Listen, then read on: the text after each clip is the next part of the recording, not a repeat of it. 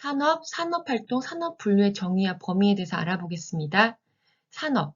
자, 말 그대로 산업이라고 하는 건 그 유사한 성질을 가지는 산업활동을 생산 단위 집합끼리 모아놓은 거죠. 걔네들의 생산 단위 집합을 이야기합니다. 그 다음 산업활동이라고 하는 것은 활동하는 거잖아요. 그러려면 당연히 각 생산 단위가 가지는 자원, 그러니까 노동, 자본, 원료 같은 것을 투입하여 재화나 서비스를 생산하는 활동 과정 전체를 이야기합니다. 그다음 범위로 따진다면 산업활동의 범위는 영리적이거나 비영리적 활동이 모두 포함돼야 되죠. 그렇지만 가정 내의 가사활동은 돈을 벌거나 이런 게 아니기 때문에 이런 거는 가사활동은 제외합니다. 그 다음 산업 분류로 따진다면 생산 단위가 주로 수행하고 있는 산업활동을 유사성에 따라 유형화한 것이죠. 유사성에 따라 유형화한 것은 산업 분류라고 합니다. 자, 오늘도 직업 상담사 2급 정리, 목동에서 합격의 기운을 드려요. 자, 실업률을 구하시오라고 한다면 이건 바로 주어지는 조건이잖아요.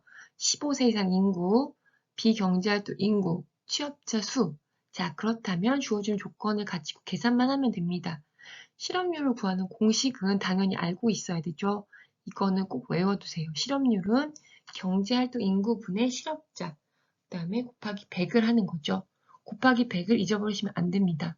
왜냐하면 이건 퍼센트로 구하는 문제니까요. 자, 그렇다면 여기 주어진 조건 가지고 문제를 구할 수 있습니다. 첫 번째 단계에 자, 15세 이상 인구 알려줬잖아요. 그렇다면 경제활동 인구와 비경제활동 인구 두 가지를 더하면 됩니다. 그럼 알려준 값에 그렇죠. 경제활동 인구를 x로 놓고 14,716천 명을 비경제활동 인구로 넣으면 구할 수 있죠. 그럼 x값이 나옵니다. 자, 그렇다면 실업자 수는 그렇죠. 이거는 경제활동 인구에서 취업자 수를 빼면 되는 거니까 이렇게 11,021천 명이 나오는 거죠.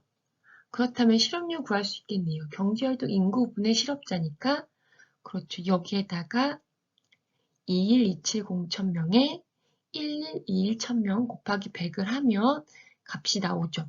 5.2703점 이렇게 나오는데 당연히 뒤에는 소수점 두 자짜리까지만 만들면 되니까 5.27%이다 라고 적으면 됩니다. 자, 오늘은 간단하게 실업률을 구하시오만 했으니까 당연히 실업률은 경제활동 인구분의 실업자 곱하기 100이다라는 것을 잘 기억하면 됩니다. 자, 직업상담사 2급 정리, 목동에서 합격의 기운을 드려요. 불안감소 기법은 지금 여기서 세 가지가 있는데 홍수법, 주장훈련, 체계적 둔갑법, 홍주체 이렇게 외웠거든요. 불안을 한꺼번에 노출시키는 거죠. 홍수처럼 밀려오는 거예요. 주장훈련은 자기의 불안을 역제지하기 위한 방법으로 불안의 감정을 계속 표현해서 주장하는 거예요. 체계적 둔감법은 근육 이완 훈련, 그러니까 위계 목록 작성 같은 걸 해서 불안을 둔감화시키는 거죠. 자, 학습을 촉진시키는 건 말 그대로 학습을 더 좋게 만드는 거잖아요. 강화, 변별학습, 모델링, 토큰법이 있죠. 강변, 모토 이렇게 외워서 강화는 학습자에게 강함을, 보상을 제공하여 특정 행동 빈도가 높아지게 만들죠. 변별학습은 자극의 차이에 따라 서로 다른 반응을 보이도록 유도합니다. 모델링, 모방법은 다른 사람의 행동이나 결과를 모방하는 거죠. 토큰법은 바람직한 행동을 할 때마다 원하는 물건이나 교환 가능한 토큰으로 보상해주는 방법입니다. 자, 오늘 불안 감소 기법과 학습 촉진 기법을 배웠습니다.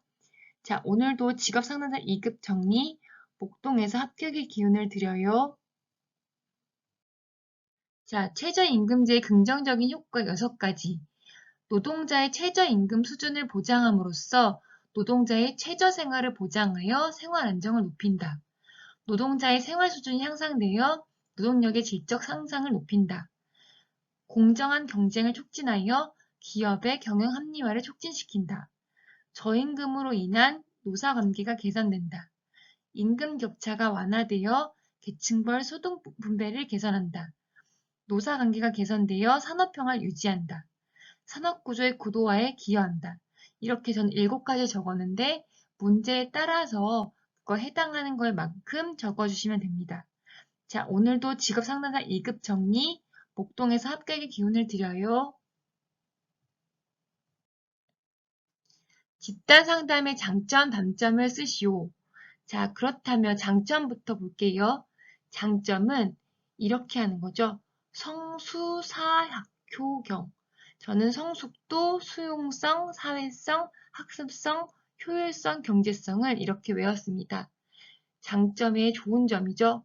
성숙도가 높다, 수용성이 좋다, 사회성이 높다, 학습성이 좋다, 효율성이 좋다, 경제성이 높다. 자, 단점이 되는 것은 바로 이겁니다. 개인 문제가 충분히 다루어지지 않는다는 점, 비밀 유지가 어려울 수 있다는 점, 개개인의 개성이 상실된 채 상담이 이루어질 수 있다는 점, 상담이 모두 개인을 만족시킬 수 없다는 점. 그래서 개비개만이요. 자, 이렇게 해서 장점과 단점을 알아두시면 될 것 같아요. 오늘도 직업상담사 2급 정리, 목동에서 합격의 기운을 드려요.